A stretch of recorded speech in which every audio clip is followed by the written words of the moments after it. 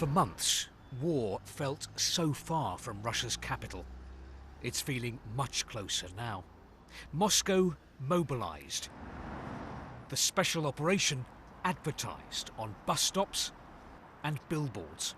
Russia calls them heroes, but it needs more.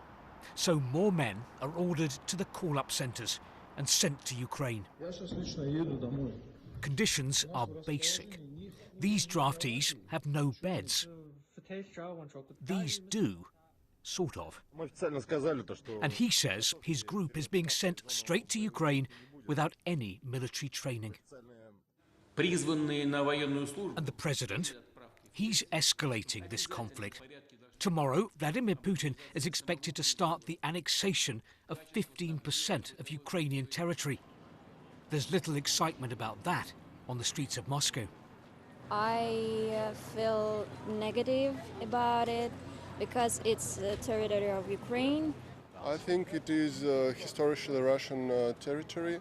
I think it's a total disaster, not only for Ukraine, but also for Russia.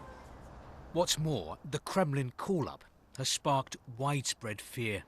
In all the years I've been covering Russia, in all the places I've been, there's one phrase more than any other I've heard from people here. We must avoid war. This country knows very well the cost of war. Millions of people were killed here fighting Nazi Germany. And yet today, the Russian leadership is calling up and sending its citizens to the front line and annexing large parts of its neighbour. And look what can happen to those who oppose war, like Artyom Kamardin, who read out an anti-war poem. Police raided his flat and the nightmare began. Artyom's fiancée Sasha was there when the police burst in. They dragged me across the floor by my hair. They started supergluing stickers to my face. They threatened to glue my mouth up. Then I heard the beating from the room where Artyom was. They forced him to undress. I heard how they were talking about raping him.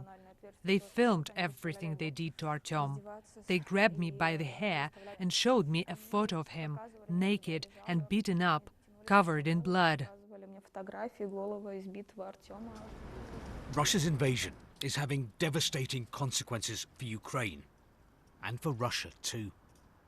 Steve Rosenberg, BBC News, Moscow.